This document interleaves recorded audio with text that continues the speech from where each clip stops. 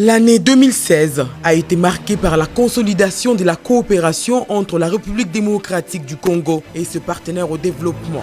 Au chapitre de la diplomatie, la RDC a répondu en 2016 à l'essentiel des rencontres internationales à travers le monde. Une autre action qui a marqué l'année 2016 au sein du ministère des Affaires étrangères, c'était le lancement du processus de rapatriement des diplomates congolais à l'étranger par le ministre Raymond Tshibanda Ntunga Mulongo. Le premier mouvement a été matérialisé avec l'arrivée à Kinshasa le 14 juillet du premier conteneur de 20 pieds dont le propriétaire est un ancien diplomate de la RDC à Moscou. En janvier 2016, le chef de la diplomatie congolaise avait démarré l'année sous le signe du renforcement des relations d'amitié et de coopération entre le Congo et ses partenaires au développement. Les différentes rencontres bilatérales l'ont conduit successivement dans 7 capitales des pays développés, je cite Berlin, Beijing, Bruxelles, Rome, Séoul, New Delhi et New York.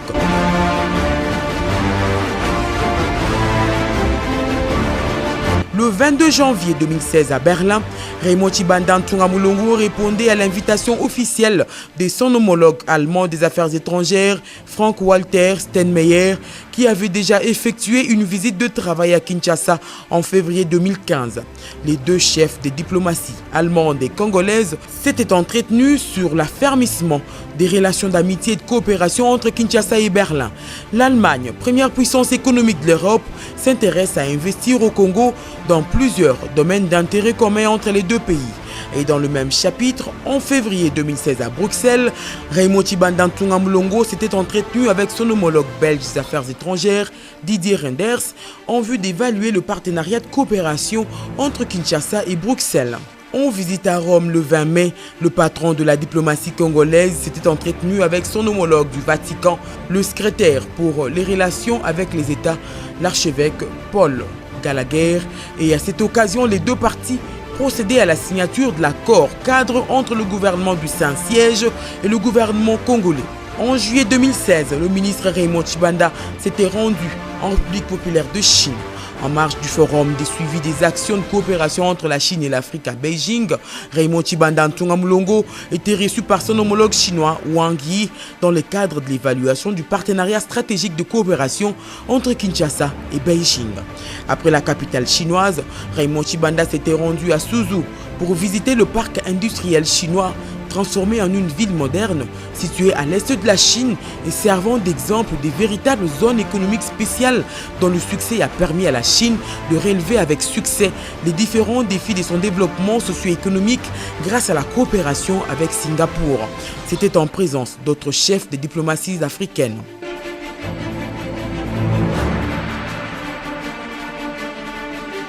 Durant son périple asiatique, le ministre congolais des Affaires étrangères du gouvernement sortant s'était rendu à Séoul où il a été reçu le 2 août 2016 par son homologue coréen des Affaires étrangères, Yoon Byung-se. L'approfondissement des liens d'amitié et de coopération et la promotion des investissements étaient au cœur des échanges entre les deux parties. Kinshasa et Séoul s'étaient alors engagés à consolider une coopération bénéfique aux deux pays.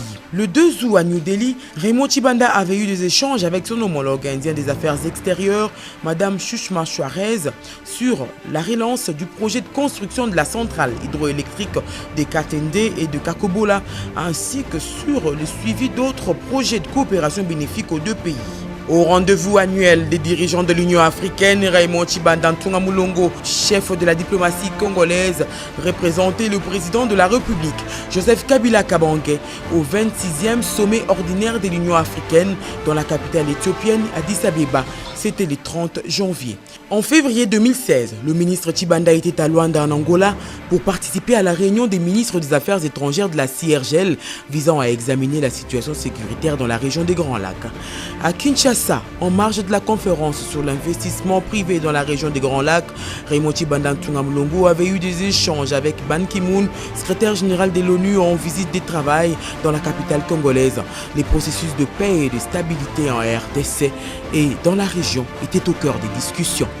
En mars 2016, le ministre des Affaires étrangères du gouvernement sortant, Raymond Tshibanda, s'était rendu à New York en vue de participer à la réunion de haut niveau du Conseil de sécurité de l'ONU consacré au maintien de la paix et de la sécurité internationale.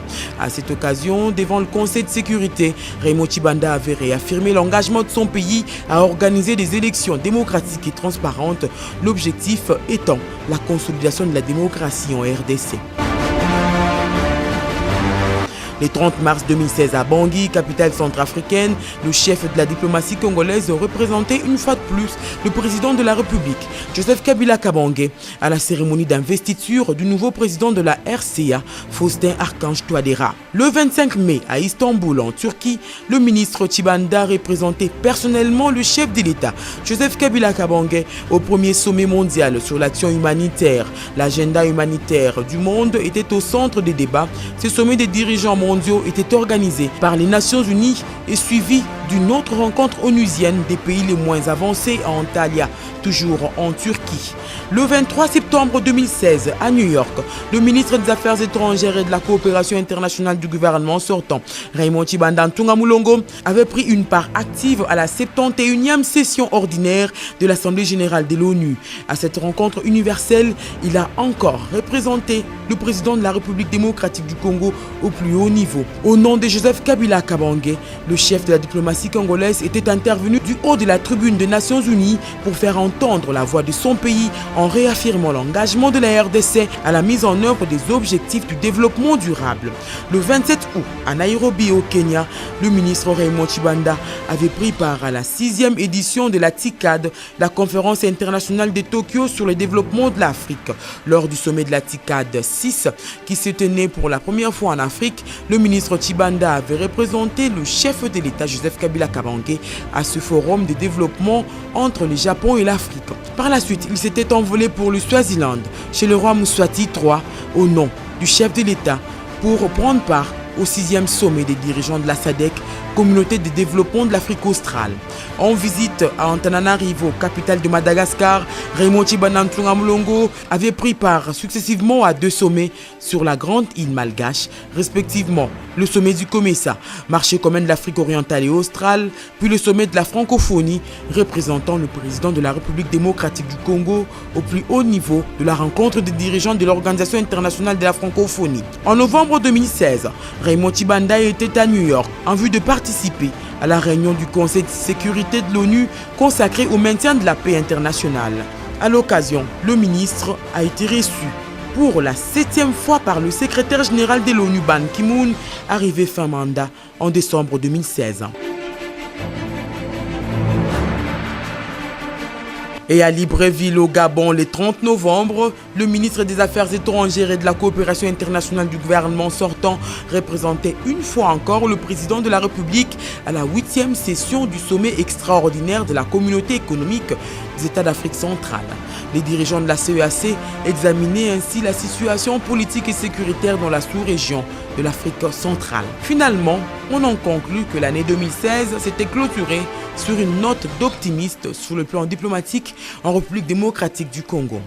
Après un mandat de 4 ans et 8 mois à la tête du ministère des Affaires étrangères et de la coopération internationale, Raymond Tshibanda Ntunga Mulongo est sorti de ce ministère le 23 décembre 2016 après avoir rendu de loyaux services à la nation, surtout en ce qui concerne la défense des intérêts vitaux de la RDC sur la scène internationale. C'était à l'issue d'une cérémonie de remise et reprise avec le nouveau chef de la diplomatie congolaise, Léonard Shioki Tundu, et du nouveau ministre de la coopération au développement, Clément Kankou, nommé au sein du gouvernement du nouveau premier ministre, Sami Badibanga.